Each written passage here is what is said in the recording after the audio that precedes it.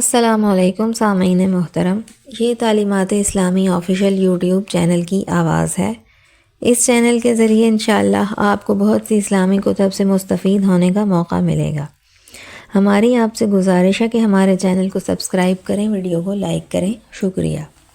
اعوذ باللہ من الشیطان الرجیم، بسم اللہ الرحمن الرحیم۔ رب اشرح لی صدری ویسر لی امری واحلل عقدۃ من لسانی یفقہوا قولی۔ تفسیر نمونہ کے اگلے ایپیسوڈ کے ساتھ ہم حاضر ہیں۔ فہرست مکمل ہو چکی، اب مقدمہ ہے۔ بسم اللہ الرحمن الرحیم۔ لغت میں تفسیر کا معنی ہے چہرے سے نقاب ہٹانا۔ تو کیا قرآن پر جو نور، کلام مبین اور تمام مخلوق کی ہدایت کے لیے حق تعالیٰ کی واضح گفتگو ہے، کوئی پردہ اور نقاب پڑا ہوا ہے جسے ہم مٹانا چاہتے ہیں؟ نہیں، ایسا نہیں ہے۔ قرآن کے چہرے پر تو کوئی نقاب نہیں، یہ تو ہم ہیں جن کے چہرے پر سے نقاب ہٹانا چاہیے، اور ہماری عقل اور ہوش کی نگاہ سے پردہ اٹھنا چاہیے تاکہ ہم قرآن کے مفاہیم کو سمجھ سکیں اور اس کی روح کا ادراک کر سکیں۔ دوسرا پہلو یہ ہے کہ قرآن کا صرف ایک چہرہ نہیں، اس کا وہ چہرہ جو سب کے لیے کھلا ہے، نور مبین ہے اور ہدایت خلق کی رمز ہے اور عمومی چہرہ ہے۔ رہا اس کا دوسرا پہلو، تو اس کا ایک چہرہ بلکہ کئی چہرے اور ہیں جو صرف غور و فکر کرنے والوں، حق کے پیاسوں، راستے کے متلاشیوں اور زیادہ علم کے طلبگاروں پر آشکار ہوتے ہیں۔ اس میں سے ایک کو اس کے اپنے ظرف، خلوص اور کوشش سے حصہ ملتا ہے۔ ان چہروں کو احادیث کی زبان میں بدون قرآن کہتے ہیں۔ چونکہ ہر شخص ان کی تجلی نہیں دیکھ پاتا، بلکہ زیادہ صحیح یہ ہے کہ ہر آنکھ انہیں نہیں دیکھ پاتی، لہٰذا تفسیر آنکھوں کو توانائی دیتی ہے اور پردوں کو ہٹاتی ہے اور ہمارے اندر دیکھنے کی اہلیت پیدا کرتی ہے جتنا کہ ہمارے لیے ممکن ہے۔ قرآن کے کئی چہرے ایسے ہیں جن سے زمانہ گزرنے اور انسانی لیاقت و استعداد میں اضافے اور مالیدگی سے پردہ اٹھتا ہے۔ مکتب علی کے ہونہار شاگرد ابن عباس اسی کی طرف اشارہ کرتے ہوئے کہتے ہیں، القرآن یفسرہ الزمان، زمانہ قرآن کی تفسیر کرتا ہے۔ ان سب باتوں سے قطع نظر ایک مشہور حدیث ہے، القرآن یفسر بعضہ بعض، قرآن خود اپنی تفسیر بیان کرتا ہے اور اس کی آیات ایک دوسرے کے چہرے سے پردہ ہٹاتی ہیں۔ قرآن کا نور اور کلام مبین ہونا اس بات کے منافی نہیں کہ یہ ایک اکیلا ہے، اس طرح کے دوسرے سے پیوستہ بھی ہیں اور ایک ایسا مجموعہ ہے جو ایک دوسرے سے جدا نہیں ہو سکتا، اور یہ سارے کا سارا نور اور کلام مبین ہے، اگرچہ اس کی بعض آیات کچھ دیگر آیات کے چہرے سے پردہ اٹھاتی ہیں۔ یہ کوشش کب شروع ہوئی اور کہاں تک پہنچی؟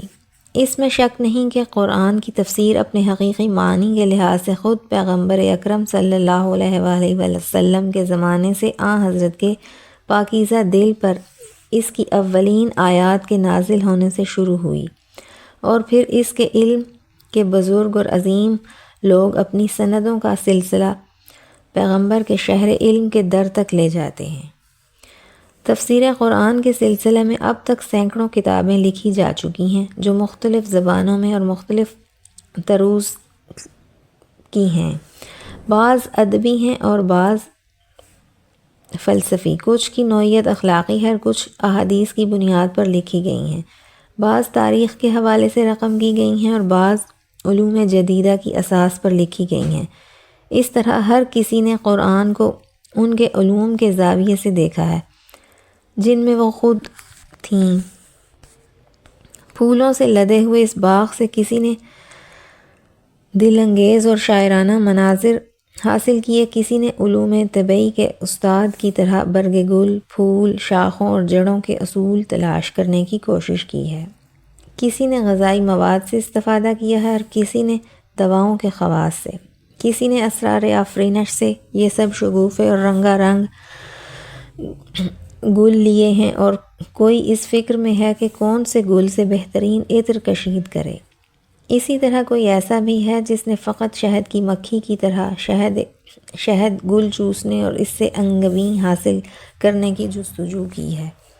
خلاصہ یہ ہے کہ راہ تفسیر کے راہیوں میں سے ہر ایک کے ہاتھ میں ایک مخصوص آئینہ تھا جس سے انہوں نے قرآن کی ان زیبائیوں اور اسرار کو منعکس کیا، لیکن یہ واضح ہے کہ یہ سب چیزیں باوجود یہ کہ قرآن کی تفسیریں ہیں، ان میں سے کوئی بھی قرآن کی تفسیر نہیں، کیونکہ ان میں سے ہر ایک قرآن کے ایک رخ سے پردہ ہٹاتی ہے، نہ کہ تمام چہروں سے، اور اگر ان سب کو ایک جگہ جمع کر لیا جائے تو پھر بھی وہ قرآن کے چند چہروں کی نقاب کشائی ہوگی، نہ کہ تمام چہروں کی۔ قرآن حق تعالیٰ کا کلام ہے اور اس کے لامتناہی علم کی وجہ سے، اور اس کا کلام اس کے علم کا رنگ ہے اور اس کا علم اس کی ذات کا رنگ رکھتا ہے، یہ سب لامتناہی ہے۔ اس بنا پر یہ توقع نہیں رکھنا چاہیے کہ نوع انسانی قرآن کے تمام چہروں کو دیکھ لے، کیونکہ دریا کو کوزے میں بند نہیں کیا جا سکتا۔ تاہم اس بات سے انکار نہیں کیا جا سکتا کہ ہماری فکر و نظر کا ظرف جس قدر وسیع ہوگا، اتنا ہی زیادہ ہم سے بحر بے کراں کو اپنے اندر سما سکیں گے۔ اس لیے تمام علماء و دانشوروں کا فرض ہے کہ وہ کسی زمانے میں بھی ہاتھ پر ہاتھ رکھ کر نہ بیٹھ جائیں، قرآن مجید کے زیادہ سے زیادہ حقائق کے انکشاف کے لیے اپنی پے در پے مخلصانہ کوشش جاری اور ساری رکھیں۔ گزشتہ علماء پر خداوند عالم کی رحمتیں ان کی ارواح پاک پر ہوتی رہیں کہ ارشادات سے فائدہ اٹھائیں، لیکن اب انہی پر قناعت نہ کریں، کیونکہ پیغمبر اکرم صلی اللہ علیہ وآلہ وسلم نے فرمایا، لا تحصی عجائبہ ولا تبلی عرائبہ، قرآن کی خوبیاں کبھی ختم نہیں ہوں گی اور اس کی عجیب و غریب نئی باتیں کبھی پرانی نہ ہوں گی۔ ایک خطرناک غلطی۔ تفسیر قرآن کے سلسلے میں یہ روش بہت زیادہ خطرناک ہے کہ انسان مکتب قرآن میں شاگردی اختیار کرنے کی بجائے اس عظیم آسمانی کتاب کے مقابلے میں استاد بن بیٹھے، یعنی قرآن سے استفادہ کرنے کی بجائے اس پر اپنے افکار کا بوجھ ڈال دے۔ اس کا مطلب یہ ہے کہ کہیں ایسا نہ ہو کہ انسان اپنے ماحول، تخصیصی علم، مخصوص مذہب اور اپنی ذاتی رائے کو قرآن کے نام پر قرآن کی صورت میں پیش کرنے لگے، اور یوں قرآن ہمارا امام، پیشوا، رہبر، قاضی اور فیصلہ کرنے والا نہ رہے، بلکہ الٹا وہ ہمارے اپنے نظریات کی مسند نشینی اور ہمارے اپنے افکار و نظریات کی جلوہ نمائی کا ذریعہ بن جائے۔ قرآن کی تفسیر کا یہ طریقہ، بلکہ زیادہ صحیح الفاظ میں قرآن کے ذریعے اپنے افکار کی تفسیر کا یہ ڈھنگ، اگرچہ ایک گروہ میں رائج ہے جو کچھ بھی ہے، اور ایک دردناک مصیبت ہے جس کا نتیجہ راہ حق کی طرف ہدایت کے حصول کی بجائے صراط مستقیم سے دوری اور غلطیوں اور شبہات کو پختہ کرنے والی بات ہے۔ قرآن سے اس طرح فائدہ اٹھانا تفسیر نہیں بلکہ تحمیل ہے، اس سے فیصلہ لینا نہیں بلکہ اس کے اوپر حکم چلاتا ہے۔ یہ ہدایت نہیں بلکہ گمراہی ہے۔ اس طرح تو ہر چیز دگرگوں ہو جاتی ہے۔ ہماری کوشش ہے کہ اس تفسیر میں ہم انشاءاللہ یہ روش نہ اختیار کریں اور واقعاً قرآن کے سامنے دل و جان سے زانوئے تلمذیہ کریں اور بس۔ تقاضے اور احتیاج۔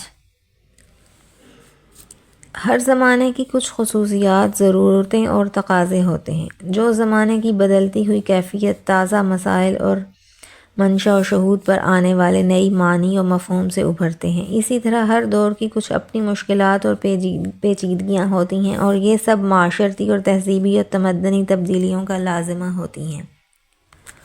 کامیاب افراد اور صاحبان توفیق وہ ہیں جو ان ضروریات اور تقاضوں کو سمجھ سکیں جنہیں عصری مسائل کہا جا سکتا ہے، لیکن وہ لوگ جو ان مسائل کے ادراک سے عاری ہیں یا ادراک تو رکھتے ہیں لیکن وہ خود کسی دوسرے ماحول اور زمانے کی پیداوار ہیں جس میں یہ مسائل نہ تھے، اس لیے وہ سرد مہری اور لاپرواہی سے ان مسائل کے سامنے سے گزر جاتے ہیں۔ وہ ان مسائل کو بیکار کاغذوں کی طرح ردی کی ٹوکری میں ڈال دیتے ہیں۔ ایسے لوگوں کو پے در پے شکستوں کے لیے تیار رہنا چاہیے۔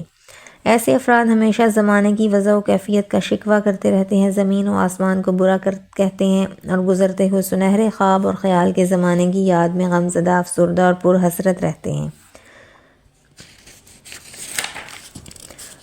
اور آخر کار معاشرے سے دوری اور گوشہ نشینی اختیار کر لیتے ہیں، کیونکہ وہ زمانے کے تقاضوں اور مشکلات کو سمجھ نہیں پاتے، وہ ایسا چاہتے ہی نہیں۔ ایسے لوگ ایک تاریکی میں زندگی بسر کرتے ہیں، اور چونکہ حوادث کے اسباب اور ان کی نتائج کی تشخیص نہیں کر پاتے، اس لیے ان کے مقابلے میں گھبرائے ہوئے وحشت زدہ رہتے ہیں اور بغیر کسی منصوبہ بندی کے رہتے ہیں۔ ایسے لوگ جو چونکہ تاریکی محو گردش ہوتے ہیں، اس لیے ہر قدم پر ٹھوکر کھاتے ہیں۔ اور کیا خوب کہا ہے یہ سچے پیشوا نے، جو شخص اپنے زمانے کے حالات و کوائف سے آگاہ ہے وہ اشتباہات اور غلطیوں سے بچا رہتا ہے۔ ہر زمانے کے علماء اور دانشور یہ پیغام دیتے ہیں کہ ان کا فرض یہ ہے کہ پوری قوت کے ساتھ ان مسائل، تقاضوں، احتیاجات اور روحانی کمزوری، اجتماعی نقاط کا ادراک کریں اور انہیں صحیح شکل و صورت میں پر کریں، اور تاکہ دوسرے امور سے پر نہ ہو جائیں، کیونکہ ہماری زندگی کے محیط و ماحول میں خلا ممکن نہیں ہے۔ مایوس اور منفی فکر حضرات کے گمان کے برخلاف جن مسائل کو میں نے اپنی سمجھ کے مطابق واضح طور پر معلوم کیا ہے اور سمجھا ہے، ان میں سے ایک نسل نو کی مفاہیم اسلام اور مسائل دینی جاننے کی پیاس ہے، بلکہ یہ پیاس فقط سمجھنے کے لیے نہیں بلکہ انہیں چکھنے، چھونے اور آخر کار ان پر عمل کرنے کی ہے۔ ان مسائل نے نسل نو کی روح اور وجود کو بے قرار کر رکھا ہے، لیکن یہ فطری امر ہے کہ یہ سب استفہام کی صورت میں ہے۔ ان خواہشات اور تقاضوں کا جواب دینے کے لیے پہلا قدم میراث علمی اور اسلامی تہذیب و تمدن کو عصر حاضر کی زبان میں ڈھالنا اور مفاہیم کو موجودہ دور کی زبان میں موجودہ نسل کی روح، جان اور عقل میں منتقل کرنا ہے۔ اور دوسرا قدم یہ ہے کہ اس زمانے کی مخصوص ضرورتوں اور تقاضوں کو اسلام کے اصول سے استنباط کر کے پورا کیا جائے۔ کس تفسیر کا مطالعہ کرنا بہتر ہے؟ یہ ایسا سوال ہے جو بار بار مختلف طبقوں، خصوصاً نوجوان طبقے کی طرف سے ہمیں کیا گیا ہے۔ یہ وہ ہیں جو خلوص سے ملی ہوئی پیاس کے ساتھ قرآن کے صاف اور شفاف چشمے کے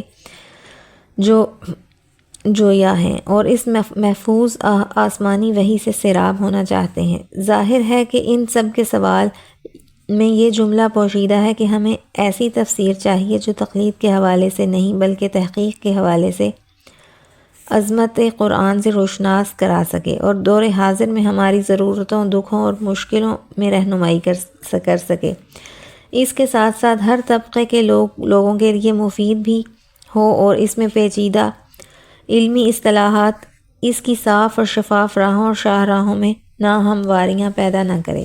حقیقت یہ ہے کہ اگرچہ فارسی زبان میں آج ہمارے پاس کئی ایک تفاسیر موجود ہیں، اس میں کوئی شک نہیں کہ وہ تفاسیر ہیں جو ہمارے قدماء بزرگوں کی میراث ہیں یا بعد میں عصر حاضر کے علماء نے انہیں تحریر کیا ہے۔ کچھ ایسی ہیں جو چند صدیاں پہلے لکھی گئی تھیں اور ان کی مخصوص نثر علماء و ادباء سے مخصوص ہے۔ موجودہ تفاسیر میں بعض اس سطح پر ہیں کہ صرف خواص کے طبقے کا حصہ اور دیگر طبقات ان سے استفادہ نہیں کر سکتے، اور بعض قرآن کے خاص گوشوں کو بیان کرتی ہیں۔ ان کی مثال ایک گلدستے کی سی ہے جسے کسی تر و تازہ باغ سے چنا گیا ہو، جس میں باغ کی نشانیاں تو ہوں لیکن باغ نہیں ہے۔ اس طرح اس کے بار بار اس سوال کا کوئی ایسا جواب نہ مل سکا یا بہت کم ملا کہ جو قانع ہو، وجدان کو مطمئن کرے اور پیاسے متلاشی کو تشنگی روح کو سیراب کرے۔ اس پر ہم نے فیصلہ کیا کہ اس سوال کا جواب عمل سے دینا چاہیے، کیونکہ اس وقت اس کا صرف زبانی جواب نہیں مل سکتا، لیکن مشکلات اور روح افزوں مشاغل کیے ہوتے ہیں۔ اس طرف توجہ کرتے ہوئے قرآن ایک ایسا بے کراں سمندر ہے جس میں آسانی سے اور ساز و سامان تیاری، دقت اور کافی غور و فکر کے بعد داخل نہیں ہوا جا سکتا۔